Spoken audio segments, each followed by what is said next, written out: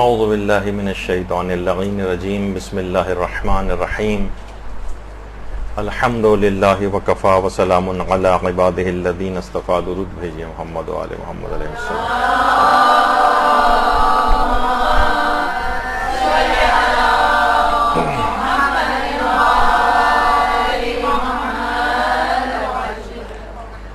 فقہ عزاداری کے سلسلے میں ہر سال اس موضوع کچھ نئے موضوعات پر ہماری گفتگو ہوتی ہے۔ رسومات عزاداری آج کل ایک بہت حساس موضوع بن گیا ہے، اور جس موضوع پر آج ہم گفتگو کریں گے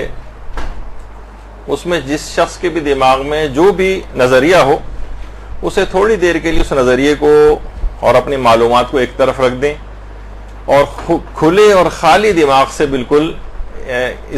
ان جو دو مسئلے آج خاص طور پر ہم ڈسکس کریں گے اسے بالکل کھلے دماغ سے اس کو سنیں۔ علماء اور مجتہدین کے فتاوے کیا ہیں، نظریات کیا ہیں، وہ کیا بات کہتے ہیں، اس کے مطابق پھر ہر شخص جو بھی اپنا نظریہ بنائے وہ آزاد ہے، اس کے مطابق وہ عمل کرے۔ تو آج جس موضوع کے اوپر ہماری گفتگو ہوگی، ایک سوال لوگوں کے دماغ میں بہت آتا ہے، لوگ بہت زیادہ پوچھتے ہیں کہ کیا بچے کے سر پر مثلا کوئی ولی جو ہے، اس کا باپ یا کوئی رشتہ دار، وہ سر پہ کچھ قمع وغیرہ لگا سکتا ہے؟ خواتین ہیں، ظاہر ہے وہ تو اس مسئلے میں تھوڑی سی سینسیٹیو بھی ہیں، بچوں کے معاملات میں انسان اور زیادہ سینسیٹیو ہو جاتا ہے، لیکن رسومات عزاداری کے سلسلے میں بعض فقہی مسائل کی حقیقت یہ کہ حساسیت بہت بڑھ گئی۔ اچھا، اور یہ حساسیت غیر ضروری بھی ہے۔ مقلدین اس میں آپس میں باہم دست و گریباں ہو گئے۔ علماء اور مجتہدین کے لیول پر ایسا کچھ نہیں ہے، مقلدین اپنی جہالت کی وجہ سے آپس میں دست و گریباں ہیں، ان کی آپس میں لڑائیاں، ایک دوسرے سے بات چیت بند، ایک دوسرے کو برا بھلا کہنا، خاص طور پر سوشل میڈیا جب سے لوگوں کی دسترس میں آیا ہے تو ایک دوسرے سے کھل کر اظہار براءت اور لڑائی جھگڑا وہ ہونے لگا۔ اچھا، جذباتی مقلدین جو ہیں وہ ایک اور ان کے ساتھ ایک مسئلہ یہ ہو گیا ہے کہ ہر شخص اپنے مرجع تقلید کے فتوے کو صحیح ثابت کرتا ہے اور دوسرے کے مرجع تقلید کے فتوے کو غلط ثابت کرتا ہے۔ بھائی تم اتنے ہی قابل تھے اگر کہ تم کسی مرجع تقلید کے فتوے کو غلط ثابت کرو تو تمہیں تو خود مرجع سے بھی اوپر ہونا چاہیے تھا۔ تو یہ ایک بہت ہی غلط ٹرینڈ ہو گیا ہے۔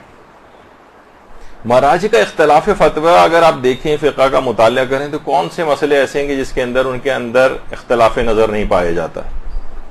لیکن اس کے باوجود یہی تمام مراجع کرام آپس میں کتنے شائستہ، کتنا ایک دوسرے کا احترام، کتنا ایک دوسرے کی عزت، کبھی کوئی نام لے کر کسی بھی طریقے سے ایک دوسرے کے خلاف کوئی بات نہیں کرتا ہے۔ تو اور ہر شخص اپنی رائے کا اظہار کرتا ہے، لیکن کیونکہ مقلدین حضرات ہیں، آپ نے دیکھا ہوگا نا جو کچے چاول ہوتے ہیں، جب تک چاول کچا ہوتا ہے بہت پتیلی میں سے کتنی شور کی آواز آ رہی ہوتی، اور جب وہ واقعتاً پک جاتا ہے یعنی اس کا دم نکل جاتا ہے تو وہ خاموش ہو جاتا ہے، لیکن اب وہ کھانے کے بھی قابل ہوتا ہے، اس میں سے خوشبو بھی نکلنے لگتی، لیکن جب تک یہ کچا رہتا ہے شور بہت مچاتا ہے۔ تو اسی طریقے سے یہی تمام چیزیں ہمارے اس کے اندر بھی پائی جاتی ہیں کہ بہت سے مقلدین انہی کچے چاولوں کی طرح سے۔ پھر ایک مسئلہ یہ ہو گیا ہے کہ احادیث کی جانچ اور پرکھ یہ بہت سے مقلدین نے اپنے ہاتھ میں لے لی، یعنی یہ اجتہادی عمل وہ کہتے ہیں کہ یہ ہم بھی انجام دے سکتے ہیں، اور بعض اوقات وہ مراجع کی جو ماہرانہ رائے اور فتویٰ ہے اس کو بھی بالکل نظر انداز کرتے ہیں کہ ماننا ہمارے لیے واجب تھوڑی ہے۔ ٹھیک ہے، فقہی احکام کے اندر یہ ہوگا، لیکن فقہی احکام کے مسئلوں کو بھی ان کے غلط ثابت کیا جاتا ہے۔ ایسے ہی ہے جیسے کہ مثلا کوئی قصائی اگر ہو اور وہ کہے کہ بھائی سرجن کی کوئی تقلید کرنا واجب تھوڑی ہے، اور میں بھی جو ہے سینکڑوں بکرے اب تک گرا چکا ہوں، اتنا تو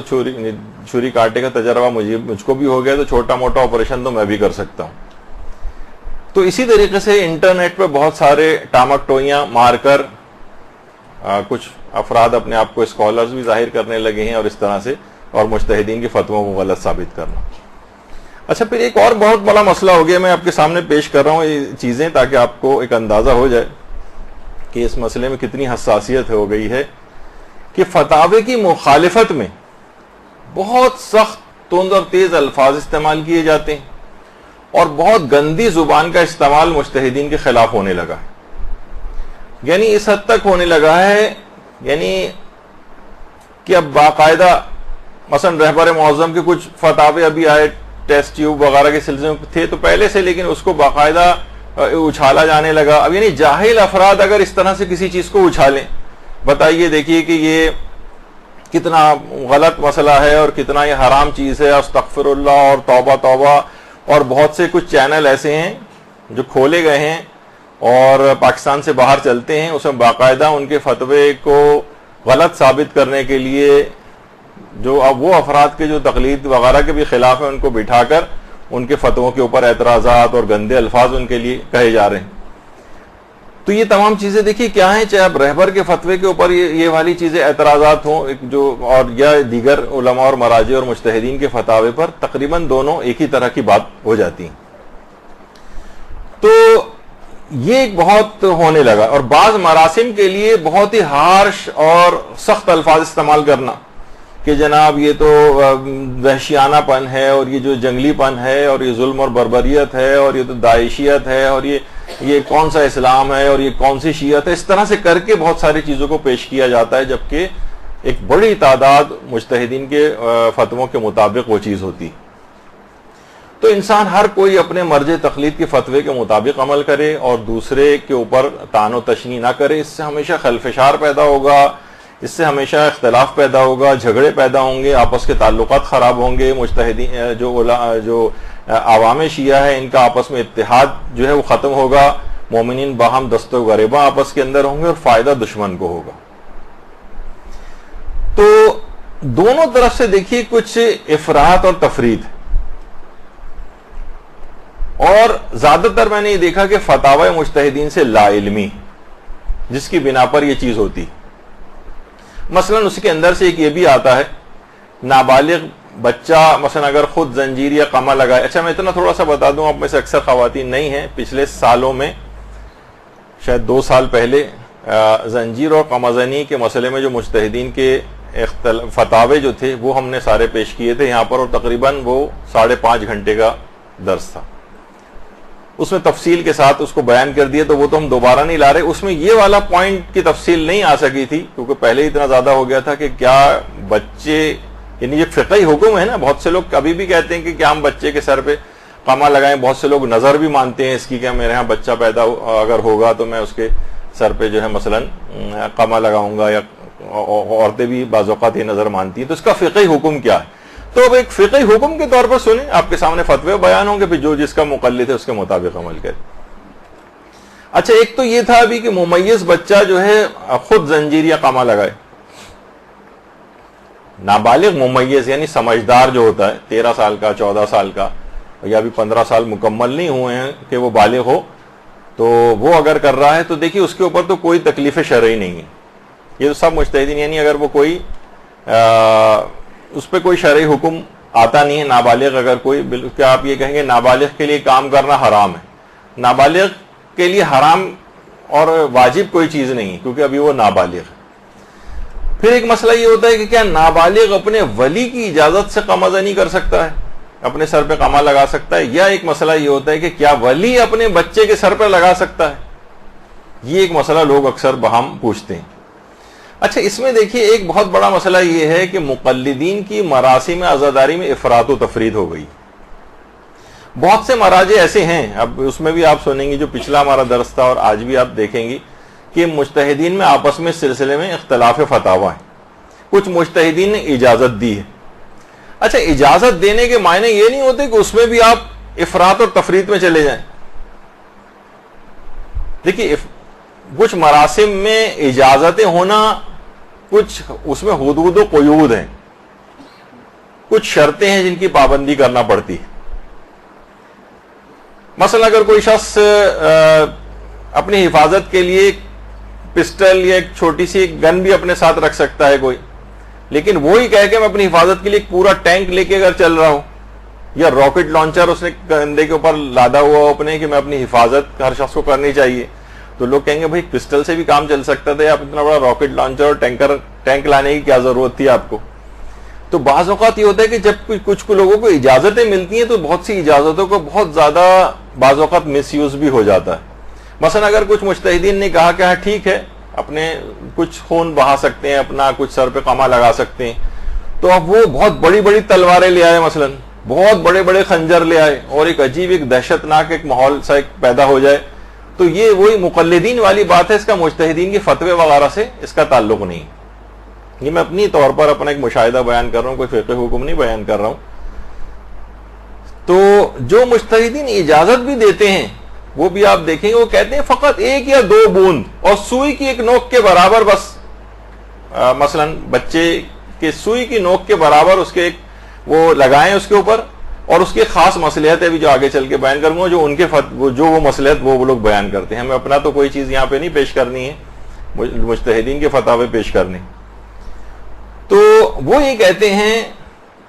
کہ اگر آپ دیکھیں بہت سے لوگ قمع بھی اگر لگا رہے تو اتنا معمولی سا آپ نے رکھا اور اتنا ہلکا سا ایک نشان پڑ جائے بس، یہ بھی بعض اوقات یہ مجتہدین کہتے ہیں کافی، سوئی کی ایک نوک کے برابر. 1 یا 2 بوند مشکل سے بھی اگر اس کا ہو جائے تو ٹھیک ہے، آپ اپنی اس نظر کو پوری کر سکتے ہیں، یا مثلا جو فائدہ آپ کو اس سے لینا ہے جو بھی وہ آپ کو اس سے فائدہ مل سکتا ہے اگر جن کے نزدیک جائز ہے. لیکن کوئی اس کے باوجود یہ کہے کہ نہیں بہت زیادہ افراد و تفرید کر دے اور بچے کو مثلا خون ہم خون کر دیا جائے، اور یہ تو یہ وہ مجتہدین بھی یہ بات نہیں کہتے. اچھا اب میں آپ کو ایک سامنے تاکہ آپ کے سامنے ایک وہ آ جائے، مثلا موجودہ مجتہدین میں آیت اللہ حافظ بشیر نجفی کا یہ نظریہ ہے، اور کچھ مجتہدین کا اور بھی جو ابھی آگے چل کر آپ سنیں گے، تو بہتر ہے کہ میں ان کی آواز میں ہی آپ کو سنا دیتا ہوں کہ وہ کیا کہہ رہے ہیں. اب ان کا اپنا فتوے کو دماغ میں رکھیں کہ یہ اپنا فتویٰ بیان کر رہے ہیں اور اپنی ایک چیز بیان کر رہے ہیں. ضروری نہیں کہ آپ جن کی تقلید میں وہ مجتہد بھی یہ بات کہتا ہو، لیکن ہمیں اختلاف نظر تو مجتہدین کا ہے نا آپس کے اندر. وہ اپنا ایک فتویٰ بیان کر رہے ہیں، اپنی ایک چیز بیان کر رہے ہیں، ان سے ملتے جلتے فتاوے اور مجتہدین کے بھی ہیں، لیکن وہ بھی اس طرح کی افراد و تفرید نہیں کر رہے. کس طرح کی کہہ رہے ہیں بس مثلا وہ آپ ابھی سن سکتی ہیں. اب اعتراضات کیے جاتے ہیں، چھوٹے چھوٹے بچوں کے سروں پہ زخم لگائے جاتے ہیں. ارے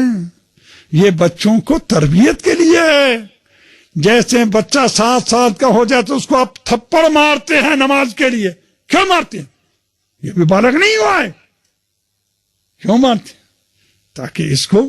نماز کی عادت پڑے. ہم اس کے سر پہ چھوٹا سا سوئی جتنا زخم کرتے ہیں تاکہ اس کو امام حسین کے غم میں خون بہانے کی عادت ہو جائے. جس طرح نماز سکھانے کی 7 سال کا ہو جائے تو ہم اس کو تھپڑ بھی ماریں گے اور اس کو چھڑیوں سے بھی ماریں گے اگر اس نے نماز کو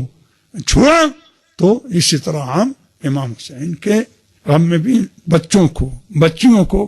نہ لیں، اس پہ ہم ان کو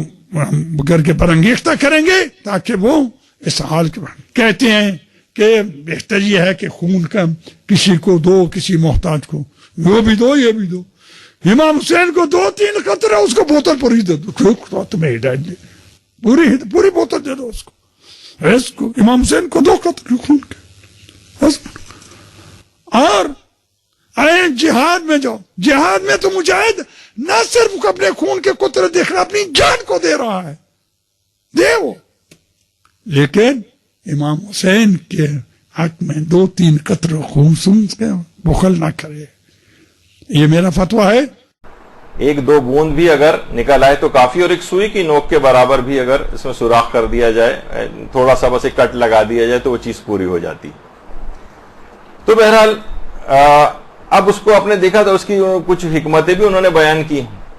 اچھا اب اس میں کیا ہونے لگا ہے ایک اور چیز کہ بعض اوقات جو اس کے مخالفین ہیں وہ انہوں نے کچھ جھوٹی خبروں کا جو ہے وہ سہارا اس کے اندر لیا اور اپنے ذوق کے مطابق جھوٹے پروپیگنڈے کرنا شروع کی. اچھا بعض اوقات یہ ہوا جھوٹے پروپیگنڈوں کے اندر کیا چیز ہوئی کہ مثلا وہ فلاں جگہ پہ ایک آدمی تھا, وہ زنجیر و قمع کرتے ہوئے مارا گیا, وہ بچہ جو تھا وہ فلاں جگہ پہ جو ہے وہ اس کا انتقال ہو گیا, جھوٹی خبریں. اور بعد میں بعض اوقات اس کی پھر تردید بھی آئی, ان گھر والوں نے کہا کہ نہیں ایسا تو کچھ بھی نہیں ہوا ہے, حتیٰ کہ علماء نے اپنے فتاوے کے اندر یہ چیز بیان کی کہ ہم نے جتنی بھی تحقیق کی کہیں ہمیں یہ بات پتہ نہیں چلی اور معلوم چلا کہ وہ جھوٹی خبریں تھیں. تو یہ نہیں کرنا چاہیے کہ اپنی بات کے اس بات میں کوئی بھی شخص جو ہے نا کوئی جھوٹی خبریں بنا کر جو ہے وہ لگانا شروع کر دے, یا بعض اوقات فوٹو شاپ کا استعمال جو ہے وہ اس کے اندر ہونے لگتا ہے کہ کوئی نہیں ہے لیکن زبردستی ایک فوٹو شاپ کے ذریعے مثلا اس کے خون بہتا ہوا دکھا رہے ہیں, یا خون کو بہت برائٹ کر دیا گیا ہے, کسی کم جگہ پہ تھا تو پورے چہرے اور جسم کے اوپر پھیلا دیا تاکہ اس چیز کے متعلق اینٹی بات کہنے میں آسانی ہو. تو بہرحال یہ ایک چیز ہے کہ اس میں جھوٹ اور غلط بیانی یا فوٹو شاپ یا پروپیگنڈا اس طریقے سے کرنا وہ ٹھیک نہیں ہے. دونوں طرف کے لحاظ سے میں بات کر رہا ہوں, جو حمایت میں ہے ان کی ان لوگوں کے لیے بھی, جو اس کی مخالفت میں ہے ان لوگوں کے لیے بھی, کہ جو صحیح اور ویسی بات ہو, مجتہد کا جو فتویٰ ہو اور جو چیز صحیح ہو بس وہ کریں, اس میں کسی جھوٹ اور غلط بیانی وغیرہ کرنے سے انسان ہر صورت میں بچے. دیکھیے آفٹر آل بہرحال یہ ایک جذباتی مسئلہ نہیں ہے, ایک فقہی حکم ہے اور اس کو ہمیشہ فقہی بنیادوں پر ہی سمجھنا چاہیے, فقہی بنیادوں پر. بعض اوقات دیکھیے یہ ہوتا ہے کہ چند افراد کے فعل کو بہانہ بنا کر تمام مراسم اعضاء کے اوپر اعتراض کرنا شروع کر دیا جاتا ہے. مثلا دیکھیے کسی ایک آدمی کا فعل ہے بند کمرے کے اندر, اسے کیا کرتے ہیں آج کل دیکھیے ویڈیوز کو وائرل کرنے کا شوق لوگوں کے دماغ میں آ گیا ہے. کیا کرتے ہیں کہ مثلا کہیں سے بھی ایک آ جاتی کہ جناب فلاں آدمی دیکھیے کمرے کے اندر یہ 2 افراد جو ہیں یہ کانٹے زمین پہ بچھائے ہیں اور کانٹوں کے اوپر لوٹ رہے ہیں کہ ہم یہ ماتم کر رہے ہیں. یہ کسی بھی جگہ کسی معاشرے کے اندر کہیں ایک کا دکا کہیں ہو بند کمرے میں تو ایک الگ بات ہے, لیکن کہیں یہ چیز رسم ازا کے طور پر نہیں. لیکن کیا اس کو پیش کیا جائے گا اس کے اوپر سوشل میڈیا پر, کہا جائے گا دیکھیے یہ خرافات رسومات عزاداری یہ سب رجبی رسومات عزاداری سب بکواس ہیں اور ان پہ کسی پہ عمل نہیں کرنا چاہیے, دیکھیے کیا ہو رہا ہے. اچھا اب آپ کو پتہ نہیں کہ کون بنا رہا ہے, وہ تمام افراد جو بند کمرے میں جنہوں نے بنائی ہے ویڈیو اس کے بعد وہ ریلیز کر رہے ہیں, ان کے مقاصد کیا ہیں, اور سب دھڑا دھڑ ایک دوسرے کو وائرل کرنا شروع ہو جاتے ہیں اور پوری دنیا کے اندر بھی غیروں کے ہتھے وہ لگتی ہیں وہ ویڈیوز, اور وہ آپ کے خلاف مزید پروپیگنڈا کرتے ہیں. آپ یہ سوچ رہے ہوتے ہیں کہ دیکھیے میں تو ہر آدمی کو آگاہ کر رہا ہوں, آگاہ نہیں ہو رہا, وہ ایک چیز شیعت میں پائی نہیں جاتی اور یہ اتہام اور تہمت لگائی جاتی کہ شیعہ یہ والی چیز کر رہے ہیں. تو اس فعل کو بہانہ بنایا جاتا ہے بعض اوقات.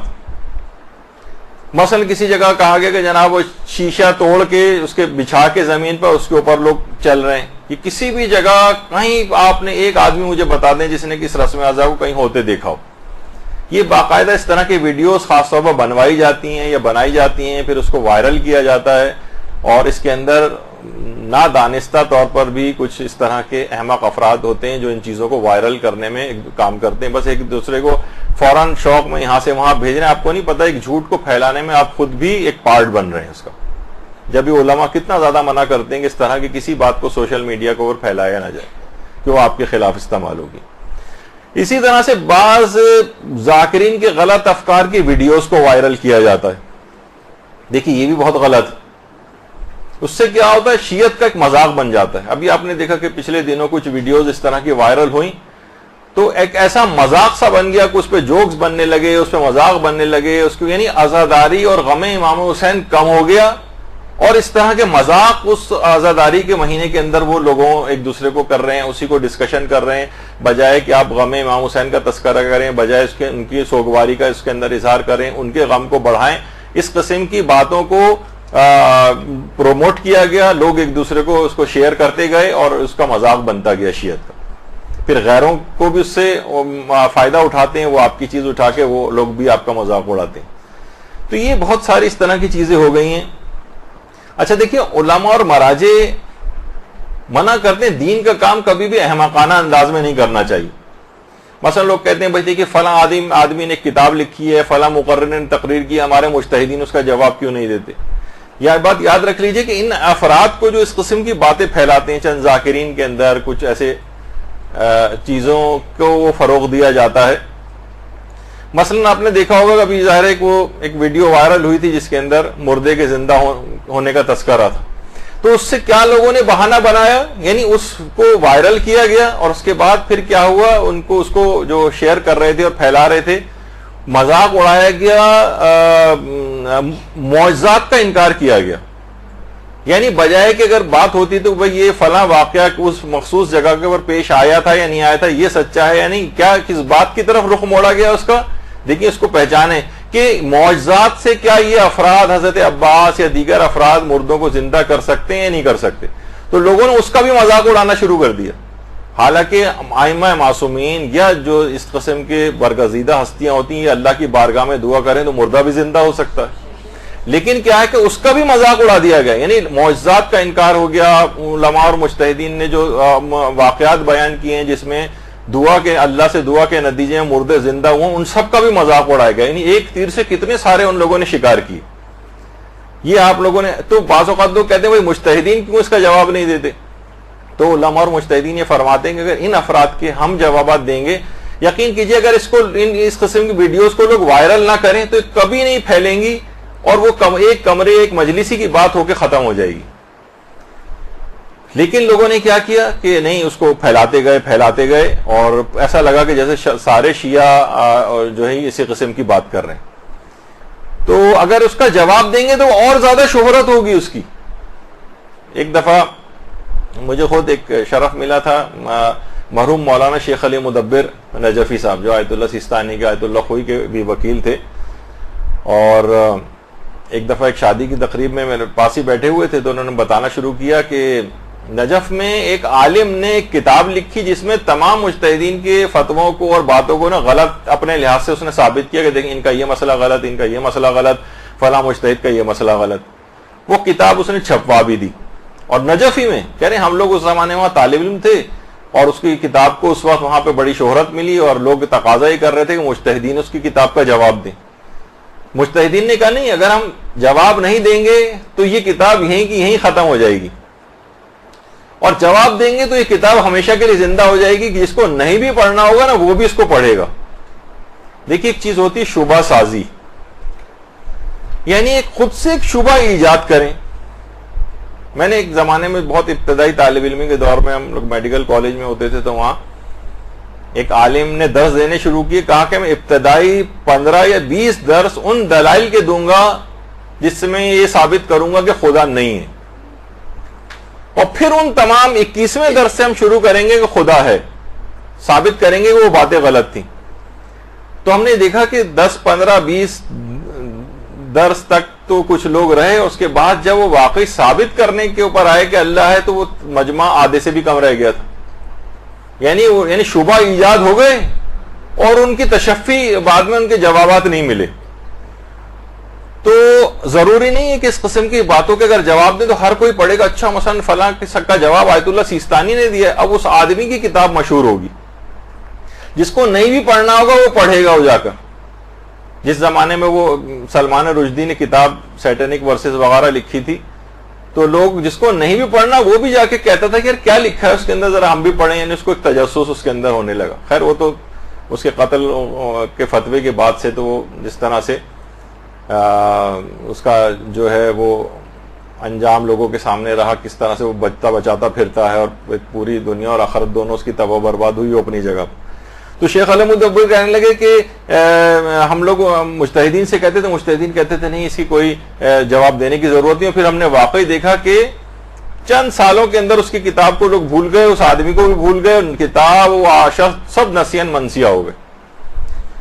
تو یہی والی چیز ہمارے ساتھ بھی ہے کہ ہم ایسے افراد کو, ایسی باتوں کو اگنور کریں, اس کو پھیلائیں نہیں, اس کو وائرل نہیں کریں. تو یہ جو شور و غوغا یہ سب کچھ ہے, یہ سب ان کو بڑھانے سے ہوتا ہے. اور ہر شخص کو چاہیے کہ وہ اپنے مرجع کے فتوے کا احترام کرے, اور جو اس کا مرجع نہیں ہے اس کے بھی فتوے کا احترام کرے. دیکھیے سب کے پاس اپنے دلائل ہیں. اچھا یہ جب یہ مقلدین آپس میں شروع کرتے ہیں, مثلا آیت اللہ سیستانی وہ مقلد ہے, وہ مثلا کسی اور مجتہد کے فتوے پہ اعتراض شروع کر دے اور اس کے خلاف دلائل بیان کرنے لگے, تو کیا ہوگا کہ پھر وہ دوسرے مجتہد جو ہے اس کا نمائندہ آغا سیستانی پہ اعتراض کرنے شروع کر دے گا, اور وہ جو کسی کی بھی تقلید نہیں کرتے وہ سارے مجتہدین کے فتووں کو کرنے لگیں گے، جیسے اب ہونے لگا ہے۔ جناب آغا رہبر نے مثلا شطرنج کا جو ان کا فتویٰ ہے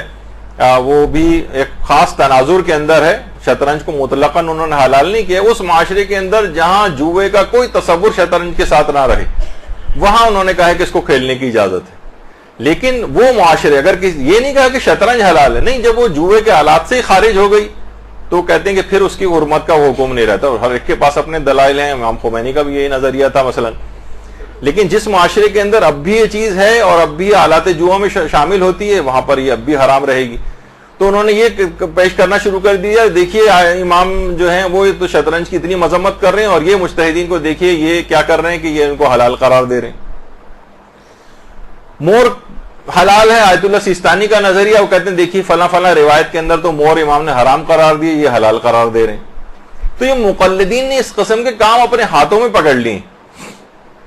کہ ان کا فتویٰ صحیح ہے، ان کا فتویٰ غلط ہے۔ ہر مجتہد کے پاس اپنے فتوے کے دلائل ہوتے ہیں اور اس کا ہر مجتہد کے فتوے کا احترام کرنا ضروری ہے، خواہ وہ آپ کے اپنے مرض تقلید کے فتوے کے برخلاف فتوی کیوں نہ ہو۔ اچھا، اب آ جائیے موضوع کے اوپر۔ یہ تو میں نے ایک مختصر سی تمہید باندھی جو شاید اختصار سے تھوڑی سی اور آگے بڑھ گئی، لیکن بہرحال یہ کہ اب آ جائیے اس مسئلے کے اوپر کہ کیا ولی اپنے بچے کے سر پر قامہ لگا سکتا ہے۔ اب دیکھیے خود اس مسئلے کے اندر کئی گروہ ہیں مجتہدین۔ پہلا گروہ ہے جو کہ قائلین حرمت ہے، جو یہ کہتا ہے کہ نہیں یہ کام نہیں ہو سکتا، ولی یہ کام نہیں کر سکتا، بچے کے سر پر ایسا کوئی کٹ نہیں لگا سکتا کہ جس سے خون نکلے۔ ان میں کون قائلین حرمت میں کون کون شامل ہیں؟ ان میں ایک آیت اللہ خامنئی رہبر معظم شامل ہے۔ وہ یہ فرماتے ہیں کہ نہیں، کوئی بھی شخص اپنے بچے، ولی بھی وہ تو خیر اصلاً دیکھا جائے تو خونی ماتم ہی کے رہبر خلاف ہیں، اور وہ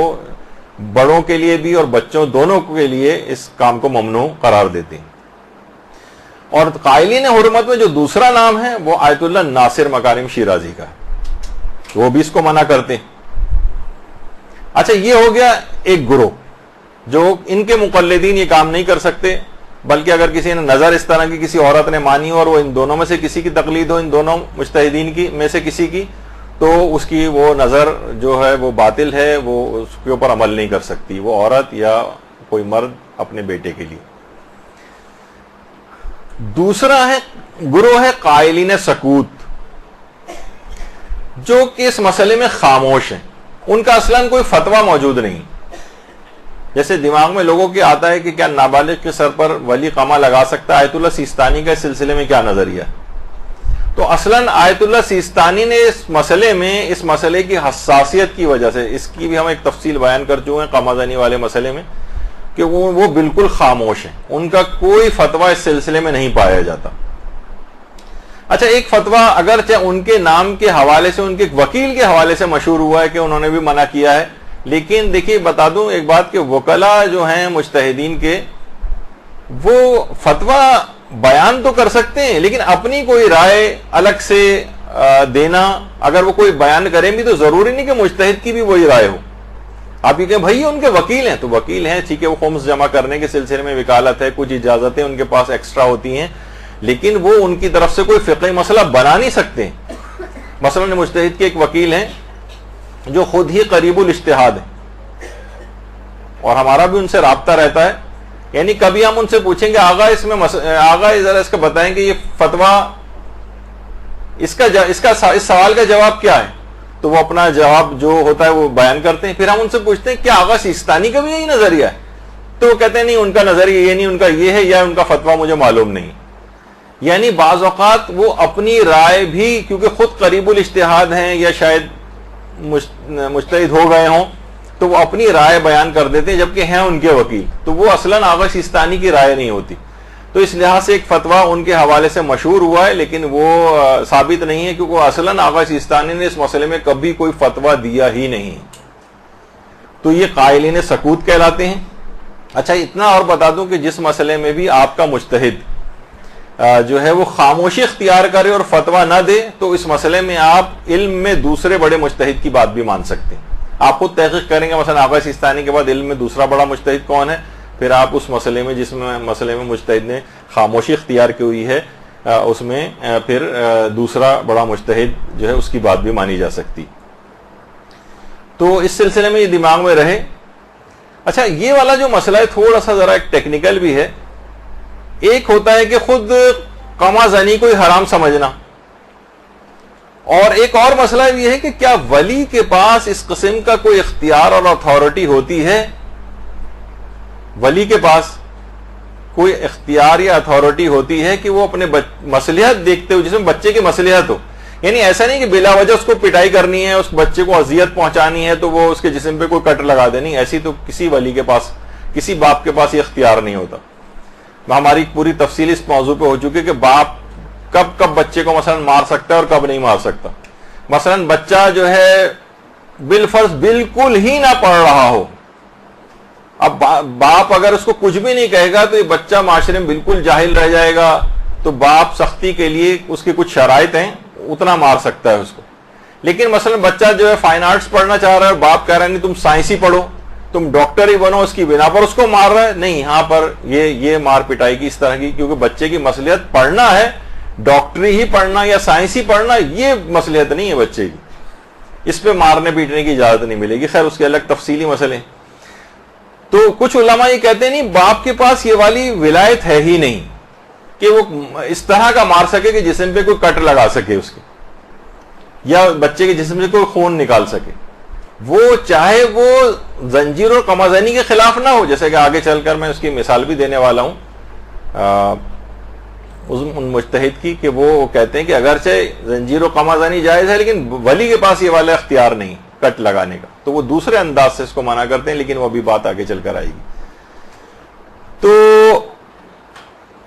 تو کیا اس قسم کی کوئی ولایت باپ کے پاس ہے یا نہیں,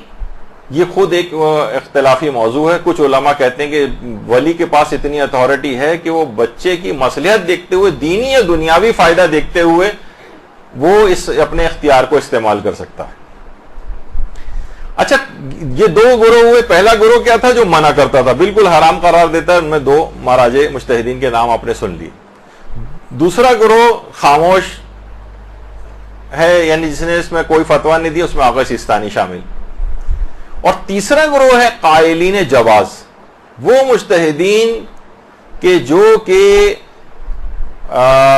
اس کو جائز سمجھتے ہیں شرائط کے مطابق, کہ ظاہر ہے کہ بہت زیادہ جسمانی ضرر کوئی واقع نہ ہو. مثلا خود آیت اللہ بہجت. اب اگر کوئی بھی لوگ, ابھی آپ جو نام سنیں گے اتنے بڑے بڑے مجتہدین کے, اگر آپ اس عمل کو اس طور پہ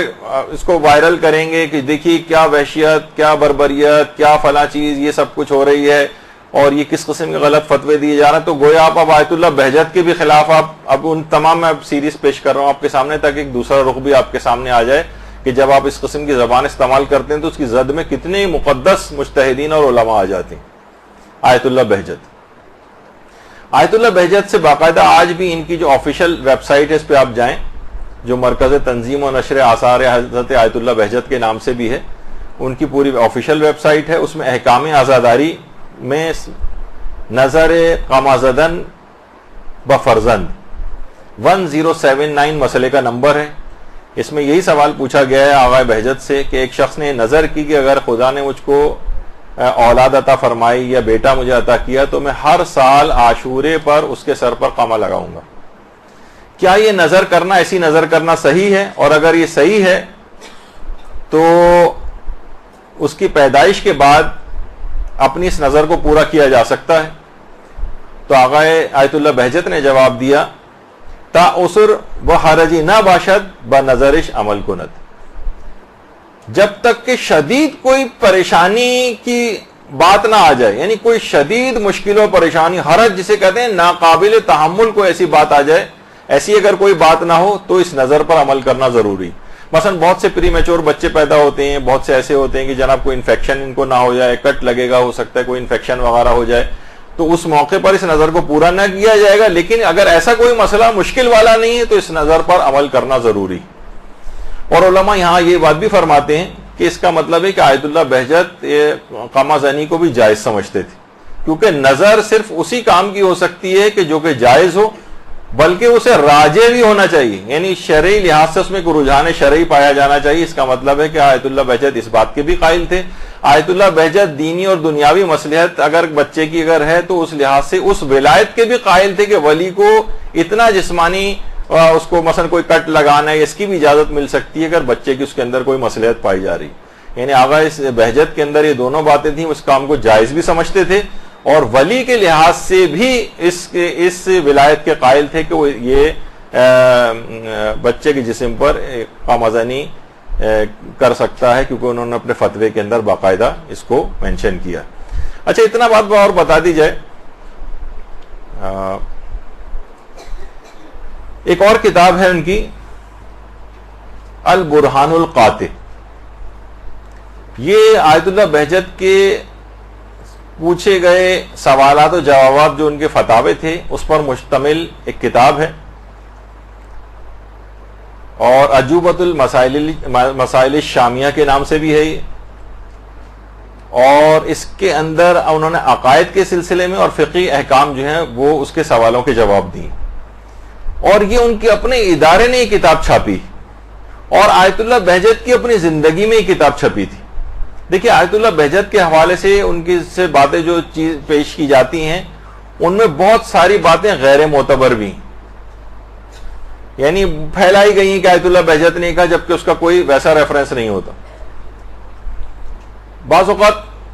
اتنی زیادہ وہ چیز اس کے اوپر موجود ہوتی ہے کہ مثلا ہم بیان کرنے والے یا تحقیق کرنے والے بھی بہت سارے اور جو افراد ہیں وہ بھی دھوکہ کھا جاتے ہیں۔ مثلا ایک دفعہ ایک درس ہوا تھا، میں اس کا بھی بیان کر دوں کہ مثلا میں نے خود ہی کسی درس میں بیان کیا تھا کہ آیت اللہ بہجت کے قرآن جو ان کے زیر استعمال تھا اس کے حاشیے میں فلاں جملہ لکھا ہوا تھا، امام زمانہ کے لحاظ سے ایک بات اس کے اندر کی گئی تھی۔ درود بھیجیے محمد و آل محمد۔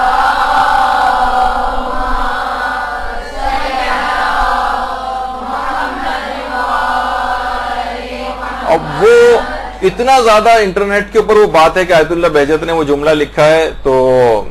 میں نے بھی وہ بیان کر دیا، ظاہر ہے تقریباً ہر جگہ سے اس کا اطمینان ہو رہا تھا کہ یہ جملہ ہے، لیکن کوئی پراپر ریفرنس نہیں تھا۔ بعد میں جب ان کے دفتر سے اور ان کے ادارے سے رابطہ کیا گیا تو انہوں نے کہا کہ ہم نے آیت اللہ بہجت کے زیر استعمال تمام قرآن دیکھے، اس میں کسی بھی جگہ وہ حاشیے کے اندر جملہ نہیں۔ تو بہت سی ان اوتھینٹک باتیں بھی معاشرے کے اندر ہو جاتی ہیں، اکثر دھوکہ کھا جاتے ہیں۔ لیکن یہ کتاب ایسی کہ جو آیت اللہ بہجت کے اپنے ادارے نے چھاپی اور آیت اللہ بہجت کی اپنی زندگی میں چھپی ہے، اس کے اندر کیا ہے؟ اس کے اندر باقاعدہ آیت اللہ بہجت سے کچھ سوالات کیے گئے ہیں۔ اس میں ایک سوال یہ ہے، حل یجوز للولی، اچھا پہلا اس میں ایک سوال تھا وہ قامزنی سے متعلق ہے، تو وہ اس میں تو آیت اللہ بہجت نے شرائط بتا کے قامزنی کو جائز قرار دیا، تو اس میں کہا کہ اگر یہ چیز جائز ہے تو حل یجوز للولی ضرب طفلہ الصغیر کذالک بنفسہ او بتقدیمہ للغیر لیفعل بہ ذلک، اگر یہ کام جائز ہے قامزنی تو کیا ولی کے لیے اپنے چھوٹے بچے کے سر پر خود قامہ لگانا کیا یہ جائز ہے، یا یہ کہ کوئی اور شخص لگائے، کسی اور کے ہاتھ سے یہ والا کام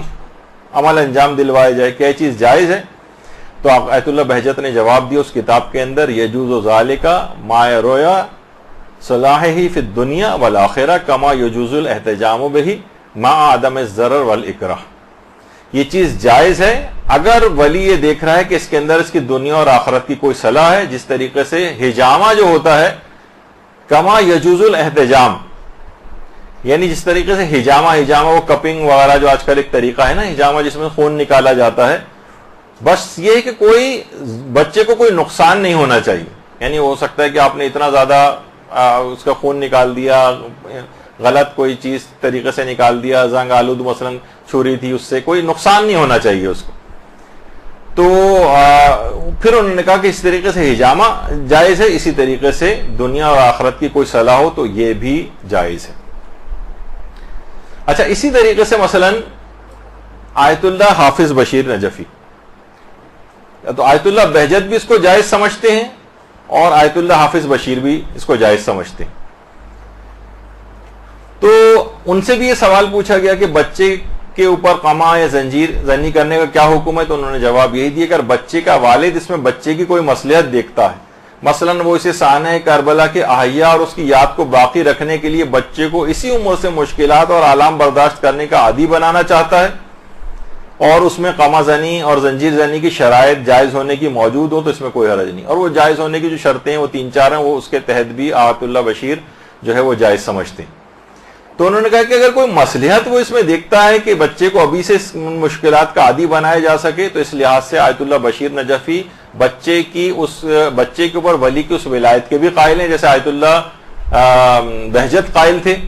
اسی طریقے سے حافظ بشیر نجفی بھی قائل ہے۔ جس زمانے میں چند سال پہلے حافظ بشیر صاحب کا ایک انٹرویو ٹائپ کا آیا تھا جس میں انہوں نے جائز قرار دیا تھا، تو بہت سارے اہل علم افراد نے بھی ان پر یہ اعتراض کیا کہ یہ تو بالکل نئی بات لے کے آئے ہیں، ولی کے پاس تو یہ والا اختیار اور اتھارٹی ہوتا ہی نہیں کہ بچے کے جسم پہ کوئی کٹ لگا سکے، جبکہ ان کی نگاہ میں شاید دیگر مراجع کے فتاوے نہیں تھے، کتنی بڑی تعداد علماء کی ہے، ایک خاص تعداد کے جو کہ اس کام کو جائز سمجھتی ہے اور ولی کے پاس اس اتھارٹی کی قائل ہے۔ تو بہرحال انہوں نے، اور وہ کہتے ہیں زیادہ نہیں، صرف ایک انہوں نے اپنے وہ تقریر آپ اگر ان کی سنیں تو اس کے اندر ہے کہ ایک سوئی کی نوک کے برابر آپ اس کو بس ایک کٹ لگائیں، 1-2 بوند بھی نکل آئے تو کافی ہے کہ بچہ، تاکہ دیکھیے بہت سی چیزیں ہمارے ہاں ذرا بہت سینسیٹیو بھی ہیں، جیسے میں نے ایک دفعہ کہا بھی تھا کہ ایکیوپنکچر کا جو ایک طریقہ علاج ہے ہمارے ہاں، تو کتنا لوگ اس سے ڈرتے ہیں کہ جسم میں اتنی ساری سوئیاں لگی ہیں، ایک سوئی سے بچہ، سب سے زیادہ بچہ کو جو ڈرایا جاتا ہے دیکھیے تو وہ اللہ بابے سے ڈرایا جاتا ہے یا ڈاکٹر صاحب سے ڈرایا جاتا ہے۔ ہمارے پاس بھی کبھی کوئی رشتہ دار بچے وغیرہ لے کے آتے ہیں تو وہ شرارت کر رہا ہوتا ہے تو کہیں گے خبردار خاموش ہو جاؤ نا ڈاکٹر صاحب ابھی انجیکشن لگا دیں گے آپ، یعنی اس کو انجیکشن سے اتنا خوف دلایا گیا ہے کہ وہ ڈاکٹر کی شکل دیکھتے ہی بعض اوقات ہم حیران ہوں گے، بچے تو آپ کہیں پہ بھی لے جائیں، لیکن بعض اوقات کلینک میں آتے ہی بچہ ڈاکٹر کی شکل دیکھتے ہی ایسا رونے لگتا ہے کہ اسے پتہ نہیں کیا ہو گیا اس کے ساتھ، اتنا ڈرایا گیا ہے اس کو۔ تو بعض اوقات معمولی سا 1-2 ڈراپ بھی نکل آئے ہمارے ہاں تو اس کو بہت خطرناک چیز سمجھا جاتا ہے، جبکہ اسکن ذرا سی کٹ لگتا ہے اس کے اندر عام طور پر بھی آپ دیکھتے ہیں کہ اس میں سے 1-2 بوند قطرے جو ہے وہ نکل آتے ہیں۔ تو بہت سی چیزیں بہت زیادہ سینسیشنلائز اور وہ بھی ہو گئی ہیں اور اس میں بہت حساسیت پیدا ہو گئی۔ تو آیت اللہ حافظ بشیر نجفی کا بھی یہ نظریہ ہے، وہ چند شرائط کے ساتھ اس کو جائز بھی سمجھتے ہیں اور بچے پر باپ کی اس ولایت کے بھی قائل ہیں۔ اچھا، پھر اس کے بعد کہ 1-2 بوند بھی اگر ہو جائے تو بس کافی ہے اور اس سے وہ مقصد حاصل ہو جاتا ہے۔ اچھا، اس میں پیچھے کچھ دلائل بھی ہیں بھی آگے چل کر۔ تیسری اور شخصیت جو موجودہ زندہ مجتہدین میں ہے، آیت اللہ صادق روحانی۔ آیت اللہ صادق روحانی نے اپنی کتاب جو قربان الشہادہ، قربان الشہادہ، اس کے اندر بھی اس مسئلے کو لکھا ہے۔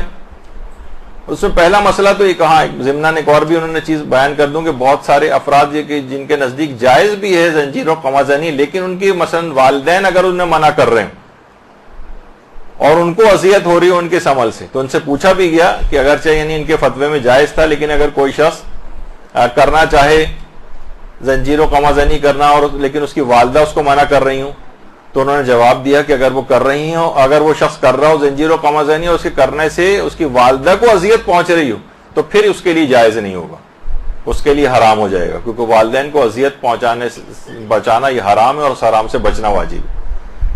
تو وہ ایک الگ مسئلہ ہے کہ بعض اوقات اس طرح سے بھی جائز ہونے کے باوجود چیز حرام ہو جاتی۔ پھر اس کے بعد اگلا سوال کیا گیا ان سے، یہ اور زیادہ واضح، ان سے یہ پوچھا گیا کہ حل للاب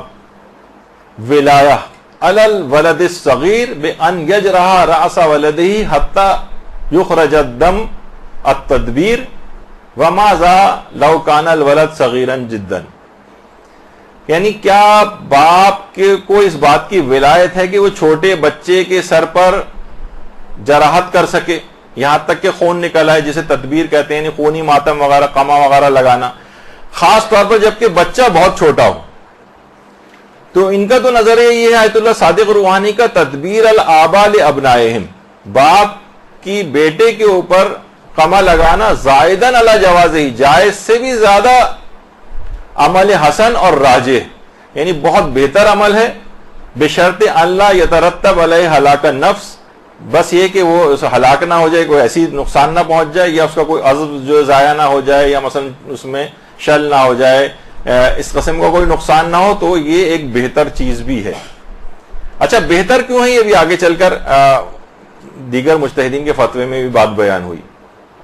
اور دوسرا فتویٰ بھی ان کا اسی سلسلے میں، وہ کہتے ہیں کہ یہ جائز ہے۔ تو اگر آپ کہیں کہ نہیں ایک چیز بالکل حرام ہے اور سب مجتہدین تو اس کا اپلائی کر دیں، تو اس تمام مجتہدین کے فتوے کا استخفاف ہو جائے گا۔ آپ نے دیکھا کہ آیت اللہ بہجت بھی اس ولایت کے قائل تھے اور اس کام کو بھی جائز سمجھتے تھے، آیت اللہ حافظ بشیر بھی جائز سمجھتے ہیں اور ولی اس سلسلے میں اس کی ولایت کے قائل بھی ہیں، آیت اللہ صادق روحانی بھی اس کو جائز سمجھتے ہیں اور باپ کی بھی اس سلسلے میں ولایت کے قائل ہیں۔ اچھا اسی طریقے سے آیت اللہ سعید الحکیم، آیت اللہ سعید الحکیم بھی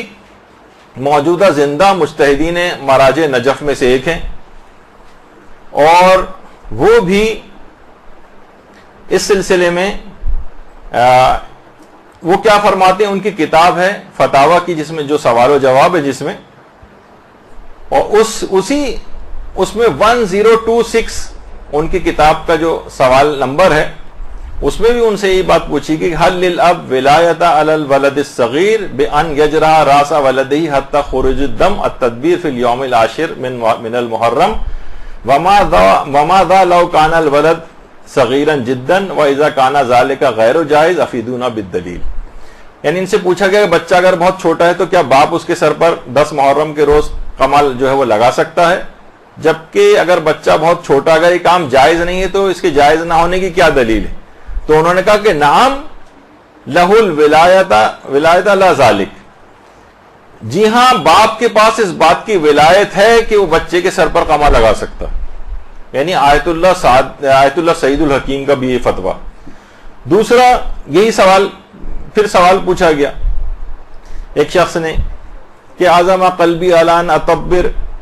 ولدی الصغیرین حاضہ السنہ فی العاشر من المحرم، یعنی پورا بہرحال مسئلہ یہ بنے گا کہ میرا ارادہ یہ تھا کہ میں بچے کے سر پہ جو ہے اپنے بچوں کے سر پہ قمع لگاؤں 10 محرم کے روز، تاکہ ان کی تربیت ہو جائے شاعر حسینیہ کے لیے، اور بہرحال الحمدللہ میں نے اپنے اس ارادے کو پورا کیا، بچوں کو کوئی نقصان بھی نہیں پہنچا، تو کہیں مجھے دیت تو نہیں دینی پڑے گی؟ دیکھیں کسی کو اگر آپ مثلا جسمانی نقصان پہنچائیں تو اس کے اوپر دیت دینا واجب ہو جاتی، جسم سے اگر خون نکالیں۔ تو انہوں نے جواب دیا کہ ولی اگر دیکھ رہا ہے کہ بچے کی اس میں کوئی مصلحت ہے تو جازا لہو ذالک، یعنی اس کے لیے جائز ہے، ولا تترتب علیہ دیہ، اور اس پہ کوئی دیت بھی مرتب نہیں ہوگی، یعنی اس کو دیت نہیں دینا ہے۔ یعنی اب آپ دیکھیں کہ موجودہ مجتہدین میں سے ہی آیت اللہ بہجت بھی اس کی ولایت کے قائل تھے باپ کی اس سلسلے میں، اور اس عمل کو بھی جائز سمجھتے تھے، سعید الحکیم بھی جائز سمجھتے ہیں اور اس قسم کی ولایت کے بھی قائل ہیں، حافظ بشیر بھی اس کے اندر آ گئے، صادق روحانی بھی آ گئے۔ اچھا پھر اس کے بعد آیت اللہ شیخ شمس الدین وائزی، آیت اللہ شیخ شمس الدین وائزی سے بھی یہ سوال پوچھا گیا، تو انہوں نے بھی اس سلسلے میں بس یہ کہا کہ کسی شخص کی نگرانی میں بچے سے قمع زنی کروائی جا سکتی، بشرط سے کوئی نقصان نہ پہنچے، اور وہ نگران بھی اس کام کے لیے ولی سے اجازت لے۔ اس کا مطلب ولی کے پاس ان کے فتوے میں بھی اس بات کی یعنی اس بات کی انہوں نے فتویٰ دیا ہے کہ ولی کے پاس یہ والی اتھارٹی بھی ہے کہ وہ بچے کے سر پر قمع لگا سکتا۔ اچھا اب یہ دیکھیے سب آپ نے کھلے دل کے ساتھ بس علماء اور مجتہدین کے فتاوے سنے، تاکہ آپ کبھی بھی، میں یہ چاہ رہا ہوں کہ کبھی بھی کہ دوسرے ہمارے مجتہد کے خلاف بھی کیوں نہ ہو، تب بھی ہم اس کے فتوے کا احترام کریں کہ نہیں ایک مجتہد اور مرجع کا فتویٰ ہے، ہم اس کے خلاف زبان استعمال کریں گے، اس کو برا بھلا کہیں گے، تو مجتہدین کے فتاووں کا استخفاف ہوگا، یعنی ان کے معاشرے کے اندر وقت اور ویلیو گر جائے گی، حتیٰ کہ ہمارے اپنے مجتہد کی ویلیو گر جائے گی جن کا ہم دفاع کر رہے ہیں۔ تو نتیجہ کیا ہوگا کہ لوگوں میں آپس میں وہ ہوگا، آپ ان کے مجتہد کو برا کہیں گے، وہ پلٹ کے آپ کے مجتہد کو برا کہے گا، اور آپس میں اختلاف اور انتشار ہوگا۔ تو آیت اللہ شمس الدین وائزی بھی یہ کہتے ہیں۔ اچھا اسی طریقے سے آیت اللہ شیخ محمد سند، یہ بھی زندہ مجتہدین میں سے، باقاعدہ ان کے انٹرنیٹ پہ کتنے درس خارج وغیرہ بھی ہوتے ہیں، ان سے بھی یہ والا سوال پوچھا گیا کہ کیا باپ جو ہے وہ قمع زنی کر سکتا ہے چھوٹے بچے پر، اور خاص طور پہ جو بچہ ہے بالکل دودھ پیتا بچہ ہو اگر، تو کیا باپ کے پاس اس قسم کی کوئی ولایت ہوتی ہے؟ تو انہوں نے کہا کہ روایات کے اندر حجامہ کا استحباب نص کے ذریعے ثابت ہے، یعنی بالکل صحیح اور معتبر روایتیں حجامہ کی. حجامہ یعنی جسم سے خون نکالنا، فاسد خون وغیرہ نکالنا. وہ کہہ رہے ہیں اس کا ہم کئی مرتبہ اس سلسلے میں فتاوے بھی دے چکے ہیں. اچھا دیکھیے حجامے کا ایک چیز اور اب آپ کو بتا دی جائے کہ حجامہ آپ کو پتا ہے کہ آج کل کپنگ وغیرہ ایک طریقہ علاج بہت مشہور ہوا ہے، آج کل جگہ جگہ اس کے کلینکس بھی کھلنے لگے ہیں، لیکن یہ تو بہت پرانا ایک اس زمانے میں، اب تو خیر ذرا انسٹرومنٹ ذرا ماڈرن ٹائپ کے ہو گئے ہیں. پہلے تو جونکوں کے ذریعے حجامہ ہوتا تھا، لیچز لگواتے تھے جسم پر. خود روایت میں کہ ہمارے چھٹے امام جونکے جو ہے وہ لگوایا کرتے تھے.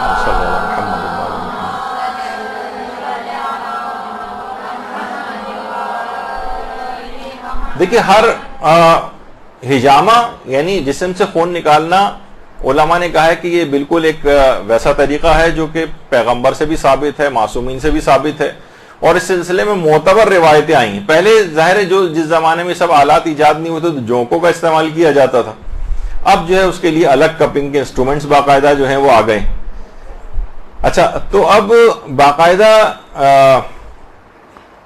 آیت اللہ سیستانی سے بھی، اگر آپ ان کی استفتاحی آیت اللہ سیستانی کی آفیشیل سائٹ ہے اس پہ اگر آپ جائیں، جو سوال و جواب کا سیکشن ہے اس میں الحجامہ، تو ان سے پوچھا گیا آیت اللہ سیستانی سے حجامہ کے متعلق آپ کیا کہتے ہیں، تو آیت اللہ سیستانی نے جواب میں لکھا ہے کہ بہت ساری روایات معتبرہ کے اندر، یعنی معتبر روایتوں کے اندر یہ بات آئی ہے کہ پیغمبر اور ائمہ معصومین اس طریقہ علاج کو استعمال کرتے تھے، اس طریقہ علاج کو اختیار کرتے تھے. تو معتبر روایتوں کے اندر یہ بات آئی ہے. تو یہی علماء نے بھی اس سلسلے میں جو باقاعدہ کہا ہے، شیخ محمد سند نے، تو میں نے وہ فتویٰ اس میں بھی نہیں دکھا سکا، لیکن اسی فتوے کے ضمن میں نیچے انہوں نے پھر ثابت بھی کیا ہے اس کو، شیخ محمد سند نے، کہ باقاعدہ محمد ابن یعقوب کلینی نے اصول کافی کے اندر اس روایت کو لکھا ہے. سفیان ابن سمت اس کی ایک روایت ہے اور وہ معتبر روایت ہے کہ جو ہمارے چھٹے امام امام جعفر صادق علیہ الصلوۃ والسلام نے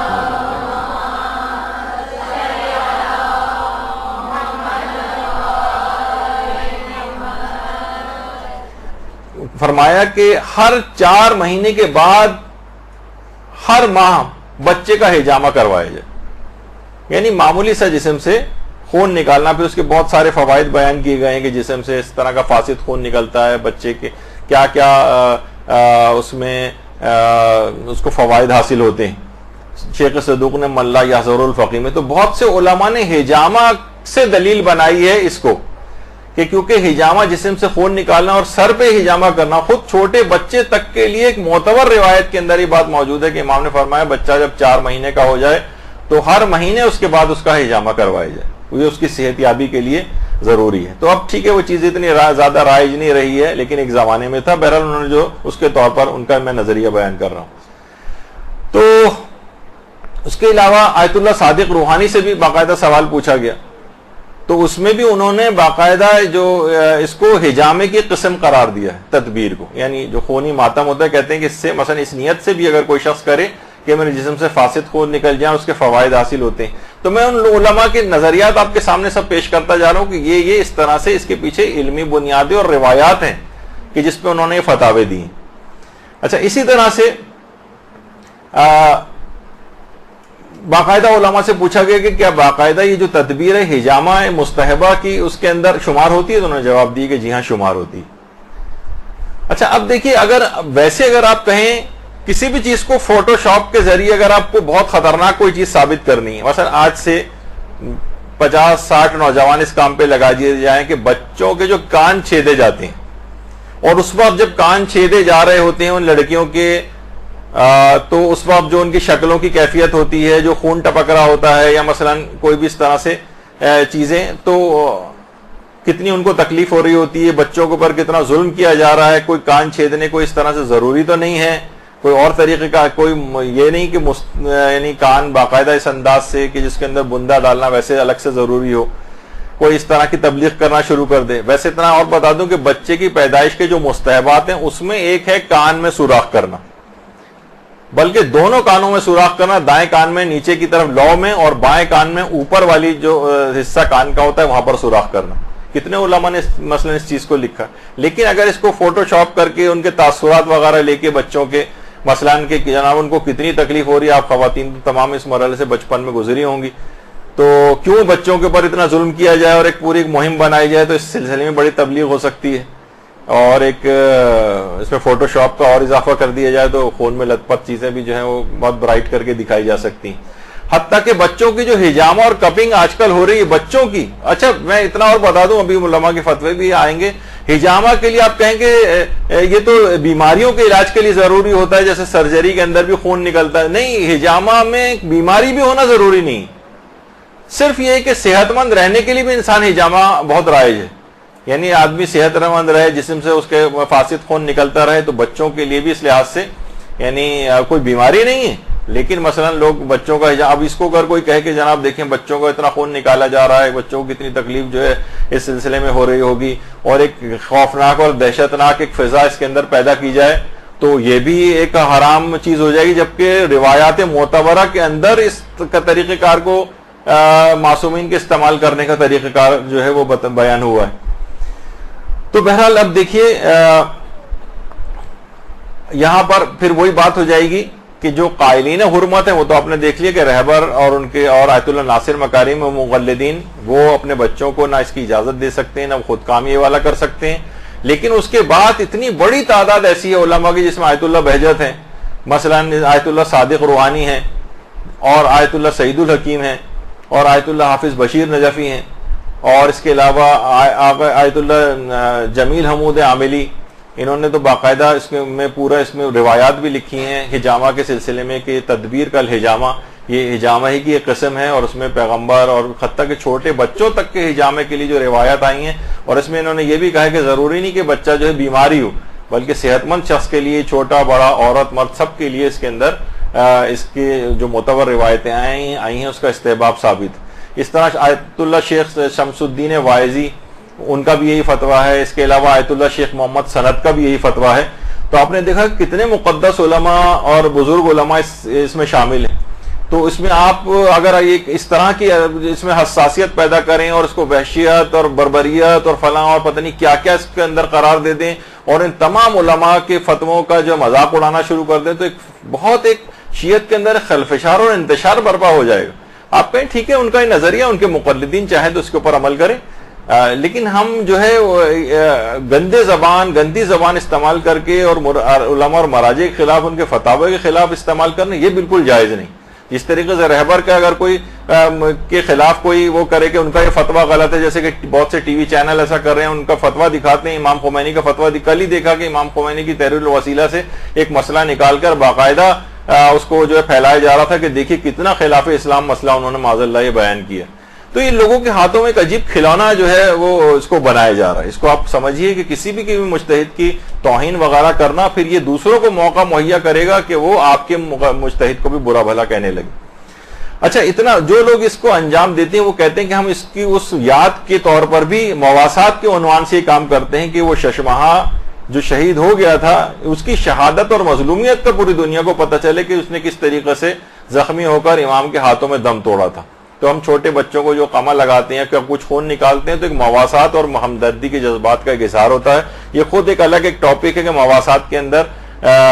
یہ چیزیں شمار ہوتی ہیں نہیں, یہ ہم خود وہ قمع زنی والے لیکچر میں تفصیل سے ڈسکس کر چکے ہیں. اچھا, بہت سے علماء اور مراجع ایسے ہیں, بہت سے تو نہیں, جس میں چند ایک ہیں, جیسے آیت اللہ اسحاق فیاض. آیت اللہ اسحاق فیاض اگرچہ قمع زنی کو جائز سمجھتے ہیں, لیکن کہتے ہیں کہ نہیں, باپ کے پاس یہ والی ولایت نہیں ہے کہ بچے کو کوئی کٹ لگا سکے. یعنی وہ مسئلہ ایک الگ ہے اور یہ والا مسئلہ ایک بالکل الگ ہے. جب بھی میں نے کہا کہ اس میں دو مسئلے الگ الگ ہو جاتے ہیں, تو وہ کہتے ہیں کہ نہیں, باپ کے پاس اصلاً یہ ولایت نہیں ہے قمع زنی اور اس سے ہٹ کر, ورنہ کوئی شخص خود کرنا چاہے تو وہ کہتے ہیں کہ جائز ہے. بلکہ ان کا جو فتویٰ ہے وہ تو یہ کہتے ہیں کہ التدبیر حزناً و جزاءً علی الحسین جائز و امر محبوب.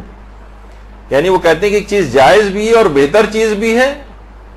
شرط صرف یہ ہے کہ اللہ یکون فیہ ضرر معتد بہ, سوائے کہ کوئی شدید نقصان نہ پہنچے اس سے. تو وہ اگرچہ اس کے جائز اور پسندیدہ ہونے کے بھی قائل ہیں, لیکن کہتے ہیں کہ ولی اپنے بچے کے سر پر قمع نہیں لگا سکتا. آیت اللہ اسحاق فیاض. تو بہرحال یہ دو الگ مسئلے, ان کو آپس میں بعض اوقات ملا دیا جاتا ہے. تو یہ ایک دماغ میں یہ چیز رہنی چاہیے. کہ اس سلسلے میں علماء کے فتاوے الگ ہیں. اب جو رہبر کی اور آیت اللہ ناصر مکارم شیرازی کی تقلید میں ہو وہ اس کام سے باز رہیں اور نہ کریں اس کو. دیگر مجتہدین کے مقلدین اگر کرنا چاہیں وہ کر سکتے ہیں. آیت اللہ سیستانی کے مقلدین کیونکہ ان کا فتویٰ موجود نہیں، یا تو وہ احتیاط کریں اس کام کو نہ کریں، یا اس مسئلے میں دوسرے بڑے مجتہد کی بات تحقیق کر کے دیکھیں کہ وہ کیا کہتا ہے. وہ اگر اجازت دیتا ہو تو کر سکتے ہیں، اجازت نہیں دیتا تو نہیں کر سکتے. یہ بس اس کا ایک حل ہے. لیکن مراجع کے فتاوے کا پوسٹ مارٹم کرنا اور جاہل افراد جو ہے فٹ بال کی طرح سے مراجع کے فتاوے اور ان سے کھیلیں اور ہر شخص کو زبان درازی کرنے کا حق جو ہے وہ اس کے اوپر مل جائے، یہ اس بات کی اجازت اسلام نہیں دیتا. جس کو اتنا شوق ہو وہ ایسا کرے کہ وہ اجتہاد تک پہنچے اور اپنی رائے کو دلائل کے ساتھ درس خارج میں جو اس کا فورم ہے اصل جگہ وہاں پر بیان کرے. لیکن فیس بک کی تھڑوں کے اوپر بیٹھ کر اور جاہل افراد کے درمیان بیٹھ کر اپنی اسکالری بگارنا یہ نقصان کا سودا ہے. اس کے سوا اس میں کوئی چیز بھی نہیں ہے. اور کسی بھی شخص کو اس بات کی اجازت نہیں کہ غیر مجتہد کو کہ وہ مراجع کے فتووں کا اس طرح سے فتووں کا مذاق اڑائے، استہزاء کرے ان کے ساتھ. تو بہرحال اور حقیقتاً وہ جو ملتا ہے کہ جاہل اگر خاموش رہتا تو اختلاف ختم ہو جاتا. یہ سارا اختلاف ہے صرف جاہلوں میں، ورنہ علماء اور مجتہدین کے تو فتوے کتابوں میں انہوں نے دیے ہوئے ہیں اور آپس میں ایک دوسرے سے انتہائی عزت و احترام کے ساتھ اپنی رائے بیان کر دی. یہ سارا بگاڑ اور جو خلاف ورزی ہے یہ مقلدین کے اندر پائی جاتی ہے، جن کو اپنی اصلاح کرنے کی ضرورت ہے.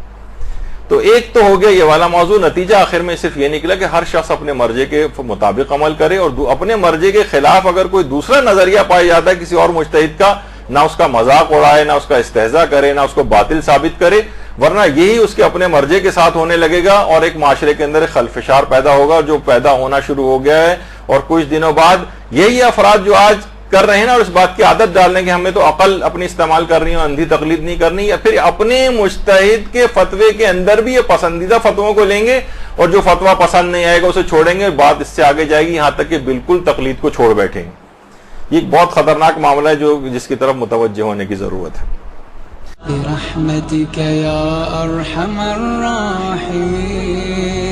وصلى الله على محمد وآله